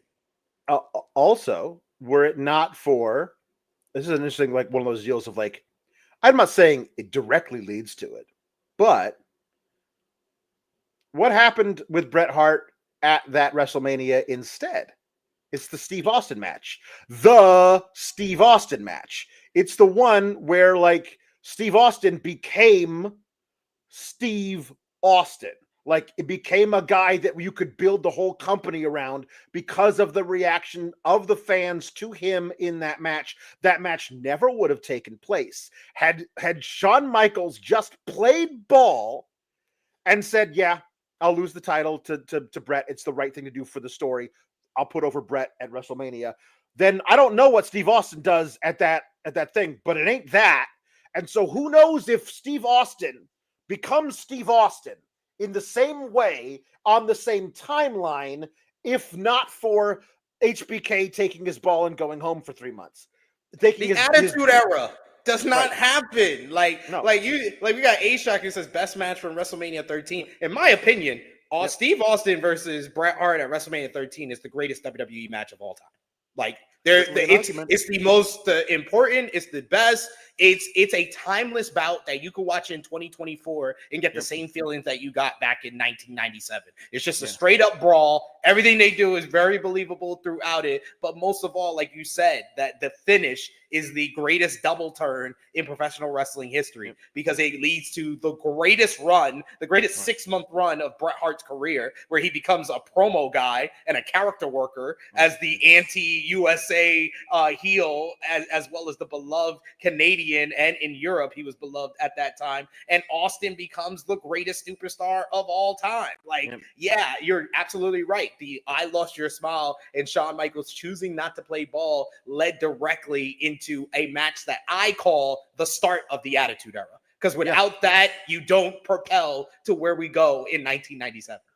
Nope. And the reason I was doing this is because I was like, thank you, Alice, because I got so sick at how many DVDs from WWE, when they talk about the rise of Stone Cold Steve Austin, they always quote Austin 3:16 and not the feud with Bret the Hitman Hart that really made Stone Cold Steve Austin. They just be like, Austin 3:16 happened and he was a star the next day. Not Austin 3:16 happened. We ain't have no plans for him in the summer. And then Bret says, I want to work with him. And then he becomes a star.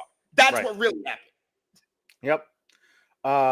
It is one of those weird sliding doors moments of wrestling where who knows what wrestling would have been without that, because they were not in a great spot. Like the business was not good for them right then. So who knows what the hell happens with the Attitude Era, and also like the NWO is kicking their ass. So maybe they just continue to, and WCW wins the whole fucking thing. Like the whole thing, but maybe we're watching WCW NXT and not WWE NXT. Who knows? We're gonna sound like old timers, but you want to hear a stat that would fascinate some people who weren't around during that time when we were watching Alex. WCW was whooping WWE's ass so bad that WCW Uncensored had more pay-per-view buys than WrestleMania 13. I found that out recently, that actually was true. I was like dumbfounded. I was like, what? WCW Uncensored. And mind you, I always quote WCW Uncensored 1997 because it does have one of the best show closing angles WCW ever done when Sting comes down for the Raptors and finally fights the NWO. But that wasn't announced. They literally they won on a gimmick pay-per-view. That's like WWF Fatal 4-Way beating WCW Starrcade. Like that is very funny. Tom Valley says, I like Ego. Hope he has sunny days in his future. Well, here's the deal with this feud. Like you don't have a dude like spit up that much blood and then say he's got teeth in the ring if you're not going to take him off TV for a while. And I don't know what if the angle is purely kayfabe or if he's like got an ankle thing he wants to take care of or what. But he's going to be off TV for a while, and we got a renewed heel Ethan Page out of this. So whenever Javon Evans comes back, you obviously have a feud between the two of them. In the meantime, let's make sure we make Ethan Page look as good as possible. And not like a guy who's really angry. Somebody keeps pinning him with roll-ups while matches aren't going on, which was the first thing we did with him when he became champion.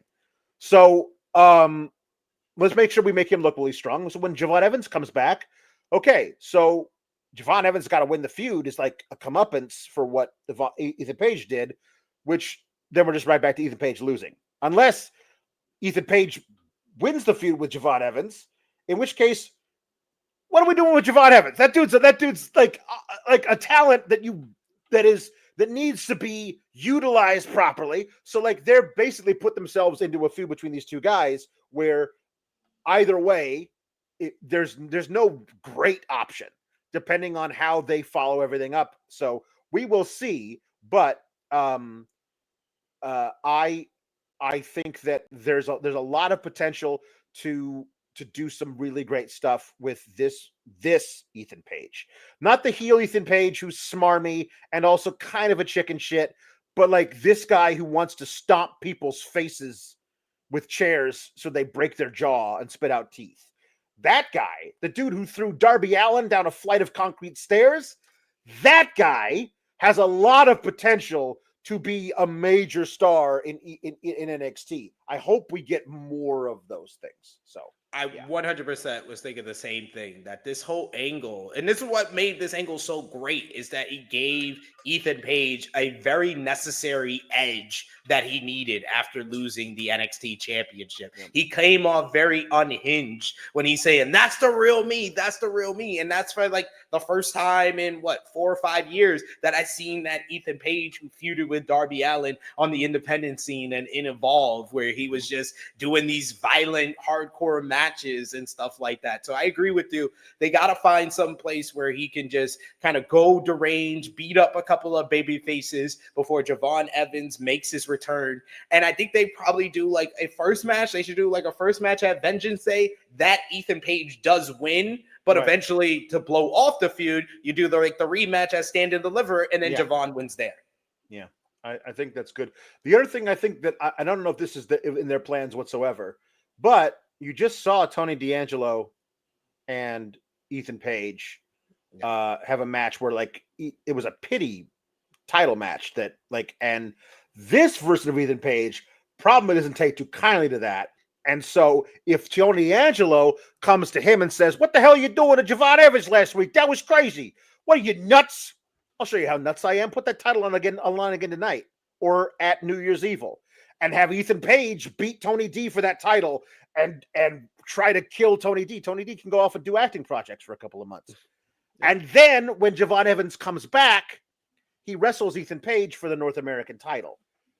Then we get Javon Evans as North American champion at some point, and that, I think, is something we could all be cool with, I hope. Yeah. I just wanted to mention, listen to this man, Alex. He knows what he's talking about when he does his booking here, because I've been on your bandwagon. I listened to y'all post deadline, post show, and y'all booking was immaculate. Yes, it should be Javon Evans that eventually beats Oba Femi for the NXT championship in 2026, but he needs to kind of keep busy. He needs to do what basically like Trick Williams did in 2023, where he had a year where they give him the North American championship. Doesn't have to be for a long long time, but to see that he can hold a championship on the NXT brand, get him that experience, have him win big matches here and there, have him in prominent feuds, and then eventually he'll be ready by the time we get to 2026 to be in the main event scene. But having the NXT North American Championship, I think, is key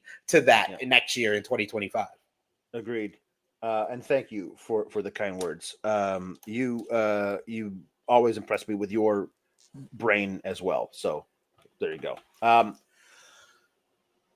Trick Williams versus Eddy Thorpe. Eddy Thorpe being like saying to Ava, "Yeah, sure. So yeah, no, I did what I needed to do to get my title match. You weren't going to give it to me anyway. I get screwed over and over again. So yeah, I did it. It's fine. And maybe, man, you know what? I probably was going to get screwed out of the Iron Survivor match anyway. So I did it. And here, I got my match. So, and then he goes and he has his match with Trick Williams. And he shows out. He's doing a really good job. Carl Fredericks is, I really liked the story of the promo he cut versus Trick last week of like, so he went to Eagles training camp and then got invited to a WWE tryout. I trained in dojos in Japan where they were hitting me with stuff. Like I had to stand there and just people were hitting me as hard as they could with sticks. Like you and I are not the same. So I liked that was his point of view coming into this. And I thought that it was a fine little match. And then the ref bump. And that's it. And then the ref bump. And I go, and the ref bump happens and he gets the visual pin on Trick Williams. But the ref's not there. And so he's trying to revive the ref. And then when Trick Williams did the roll up, and I thought that when the new ref showed up out of the blue, and Eddy Thorpe didn't even know that guy was in the ring to count the pin, and Trick rolls him up, and then that guy does the one. I thought they were going to have Trick beat Eddy Thorpe by that manner.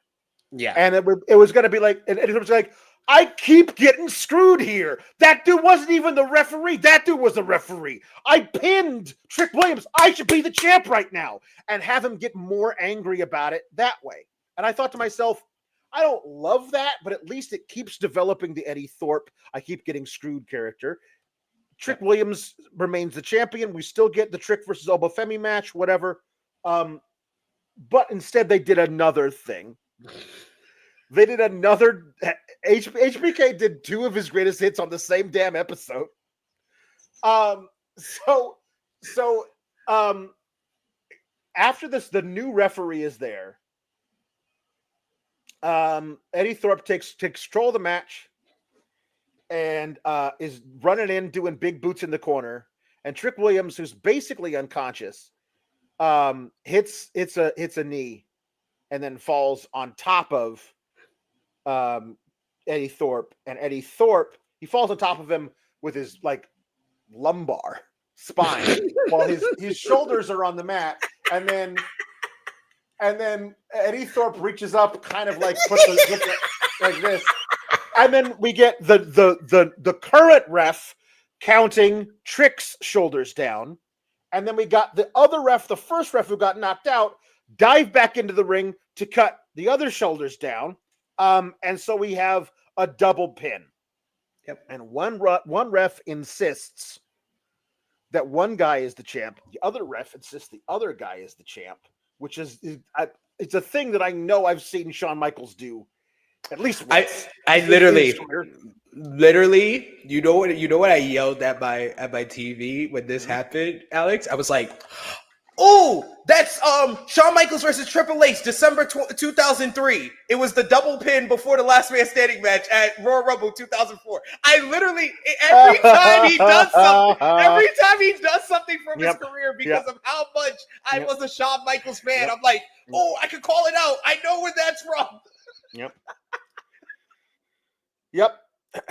Apparently, also off air, Eddy shoved HBK and Trick Williams punched him in the face. So this is basically the same angle from the end of Saturday Night's Main Event. Like, you know what I mean? So we're just continuing this through. Yes, to quote T-Pain, Luis says, "Jesus, tap dancing Christ, do something else." This is 3 NXT episodes in a row in which he has said that. With the referee on the outside counting the pinfall for the ref bump. He goes to the outside. He counts the pinfall on Kevin after the heel got the visual pin on the babyface champion. Like all of it's the same fucking thing. And you just Trip. Hey Trips, I liked what you did at the end of Saturday's main event. Can I steal that for this Tuesday? Sure, Sean, whatever you feel like. And then that's basically what it is. It's always two dumb bitches telling each other exactly. Exactly. I have one very important question though for all the people watching and for Alex. Yeah. Why does Shawn Michaels not like Trick Williams? I don't, because I'm just saying, like, I've been asking this question since he won the championship in April because of how they booked his first title run and now this title run. Do they not like Trick Williams? Like, I'm really wondering. This has been my thing since he was a surprise challenger for Dominic Mysterio at No Mercy 2023, right? Yes.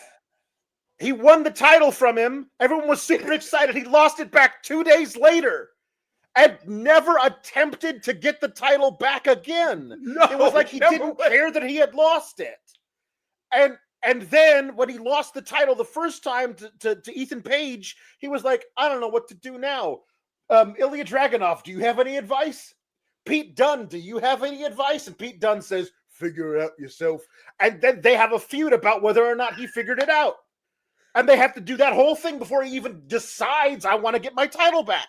This is all stuff that you've written for Trick Williams to do. And he's obviously hugely over. Just ride that momentum as long as it'll take you, not start him over and over again. He takes pins in tag matches that he doesn't need to. He gets laid low by Ridge Holland a bunch of times. Like, here we go.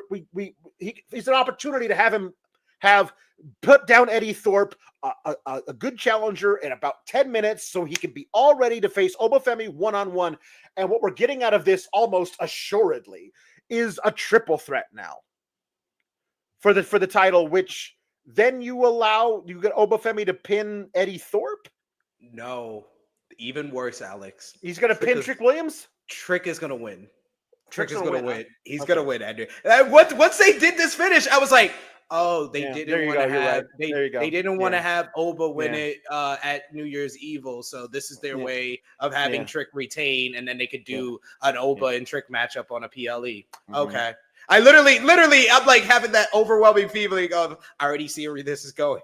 I already know why you did this. I already know why you did this. And this is not a good enough reason to do this finish because like you said, it ruined what we would have been up here saying was a good matchup and a good showing. All Eddie Thorpe really needed was a strong showing where he comes up short, where he gets screwed. If they wanted to do him getting screwed over or having a visual pin, that's fine. He needs to lose in the end, not that, because you have totally ended to me as a fan of Trick Williams has been watching, and I thought the rise that he had before winning the NXT championship the first time was so well done. It was one of the best of this Shawn Michaels regime of NXT, the rise of Trick Williams to the title. But ever since he won the title, what did they do?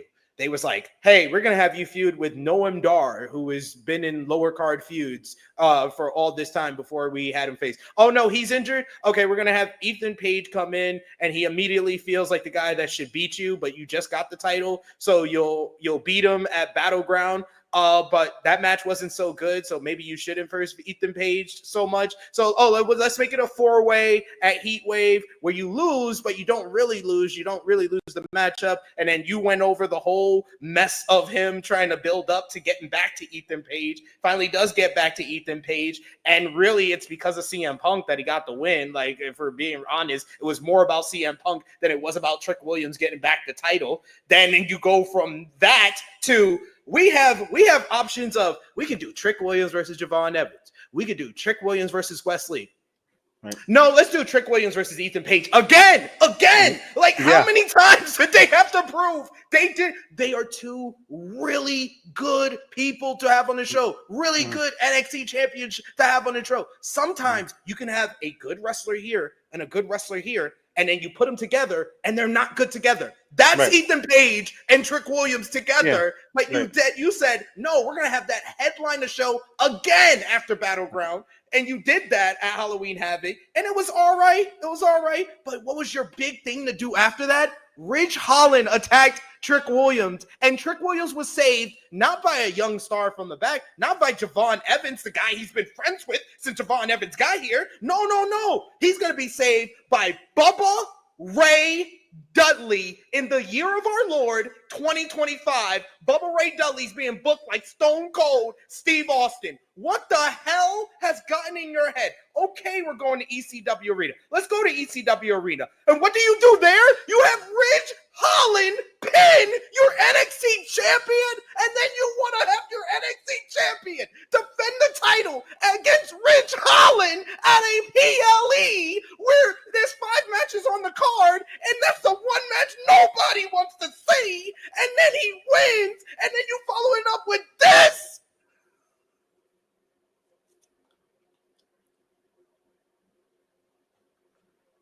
So coming out of Deadline, the one thing everybody wanted was something everybody was super excited for.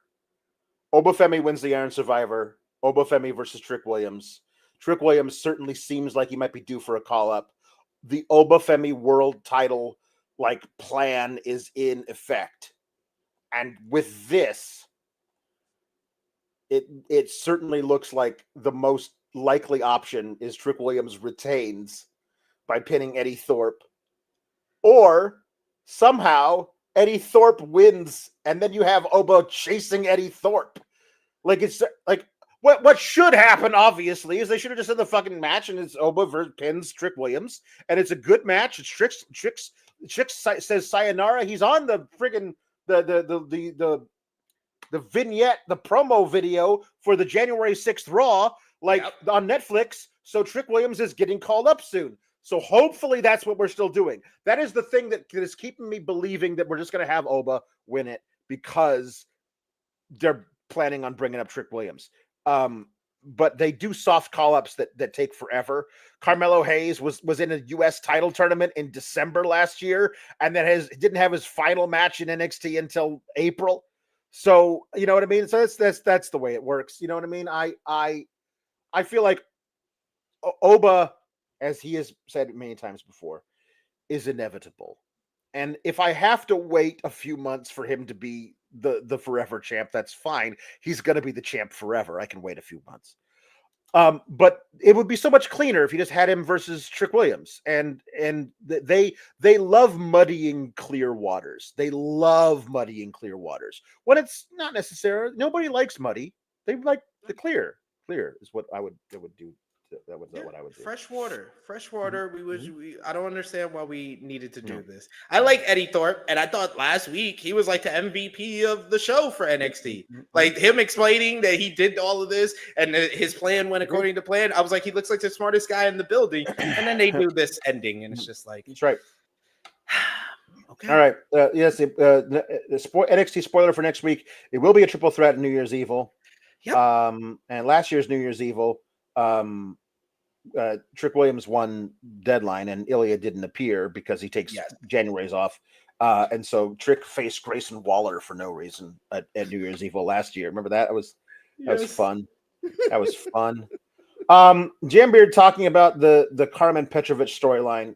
This is the Carmen love you, hate you storyline. Feels like it's a combination of Days of Our Lives and Degrassi, but only the worst parts. So that's very true. Yes. And Kylie dropping in, saying hi. Kylie, the Gamer Princess. Hi, hope y'all are well. Love y'all. We love you, Kylie. Thanks for showing up. All right, we got some puns. Let's do it. Yep. D's nuts roasting on an Alba fire. Lady Frost super kicking Nyla Rose. That's good. I like that a lot. That was good. Mr. Showtime says Old Saint Nick Aldis. Lieutenant Photo says Frosty the Snowman Swa. Ooh. Yeah, there we go. Mr. Showtime says Hunter Hurst Humbug. That's Triple H. I like that. Tris Perez says Gingerbread House of Black. Lieutenant Ooh, Photo I like says if you're on the naughty list, you're gonna get in your stocking. You're gonna get Adam Cole, baby. Lieutenant Photo says Silent LA Night. Meet Norma says Santa Iron Claws. Abaddon calendar. Yeah, I like that one. Tommy dreaming of a Jay White Christmas. Bam Bam Bethlehem. That's D's great. Chestnuts. Penta El Cerro Mistletoe. And Grinch Mortos. Mr. Showtime says slap nuts roasting on an open fire. Electric Mayhem says reusing my one from a few weeks ago. Jolly a Heart. I really like that one. Jolly a Heart's very good. Chris Pereira says the Nightmare Factory Before Christmas. Ooh. Lieutenant Photo says Rudolph the Roman Reindeer had a very shiny Ulafala, and if you ever saw it, Naomi would even say it glows. That was good. That was good. Mr. Showtime says the Oogie Boogie Man. Louisville says I saw mommy kissing Santos Escobar. Feeling Dreepy says Mr.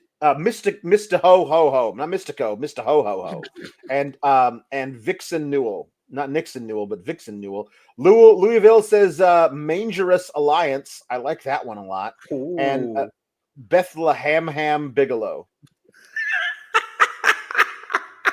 I love how y'all both use Bethlehem, but in different ways. That's awesome. Yep. Electric Mayhem says that's gotta be Candy Cane. And Electric Mayhem says Missile Drop Toe Hold and from the Grinch, the Roast Beast Mortos. That's really funny. That was good. That's good. Okay. All right, we got a few of his jukebox here. Let me see if I can get through this here. No, there's too many of these people doing once that. Well, we did that. We did that one. Lieutenant Photo, we did the duet of Mysterious Ways by you two. We did that last week. I know, because it was really hard to do. So we got a couple here for Kate. We'll do them next week.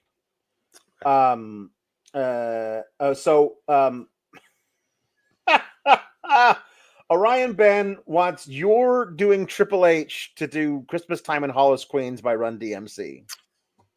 So the lyrics are right here. You can click on that, and then I'm gonna get the lyrics here. Christmas Time in Hollis Queens. All right, let's see what we got here. All right, let me get my voice here.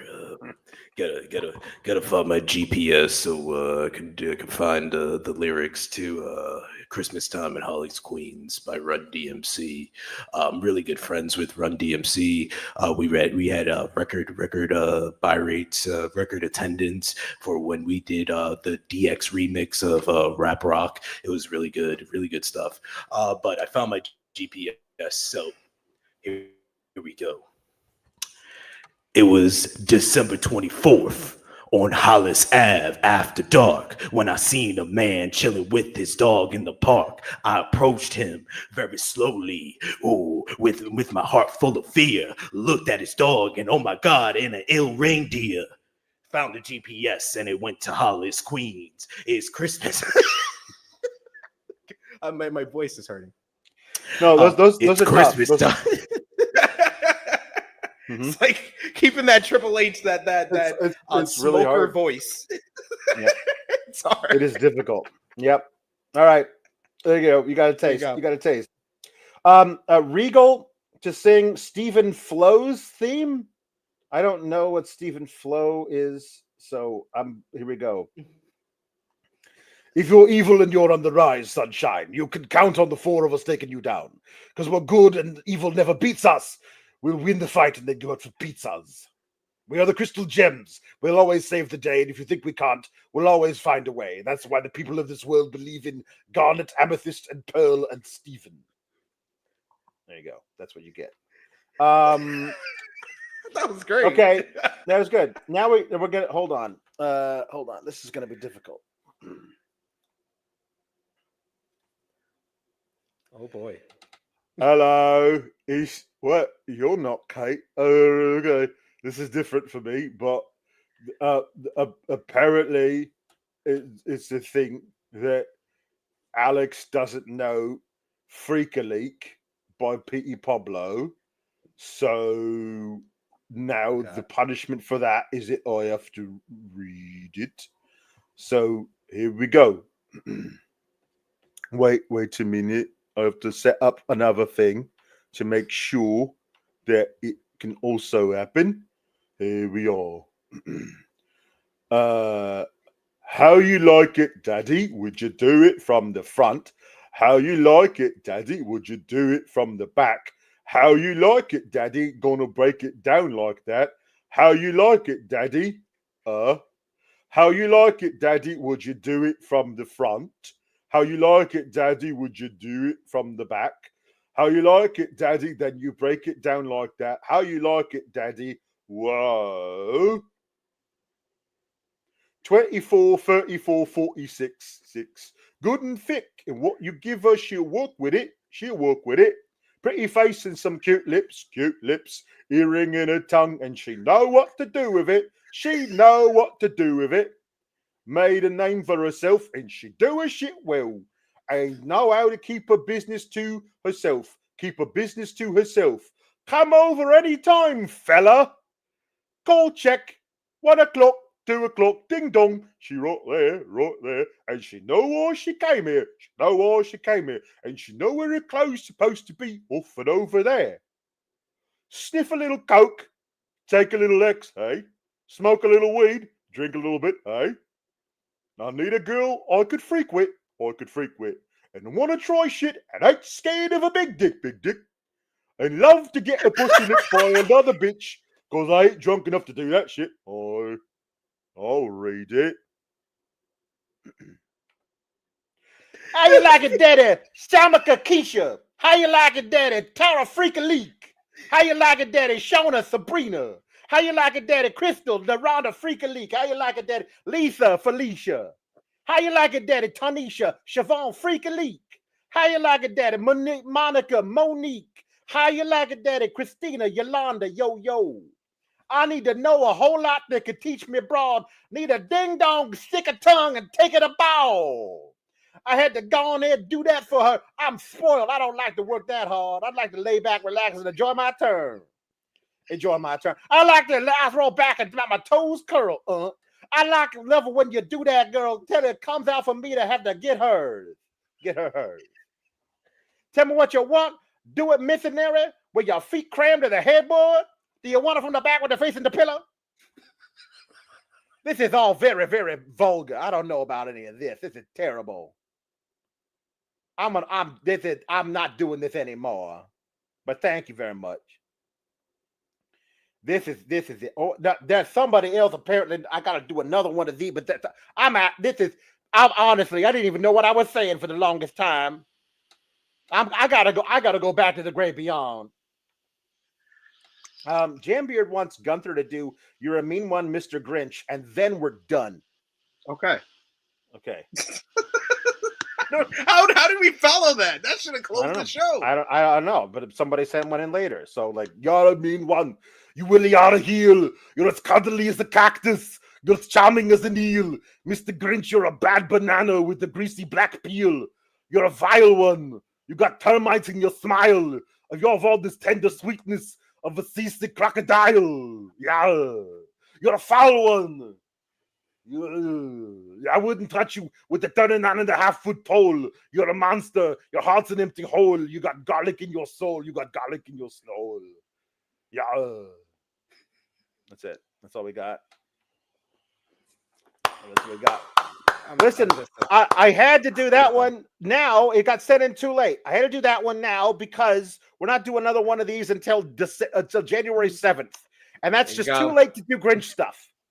So now we're done. We're going. SP3 is here. Thank you, SP3, for being here. He'll come back again the next time Kate goes on a cruise or goes to see a concert or decides she just wants to big time us for shits and gigs. But for now, SP3, thank you for being here. Thank you for being part of all this stuff. listen. Merry Christmas, everybody! Thank you for another year of us doing this. It's truly a joy to get to do this, for everybody. And now with SP3, we have a new member of the family because that man can rant, and that's what we like. Until next time, keep cool, gabagools. Merry Christmas.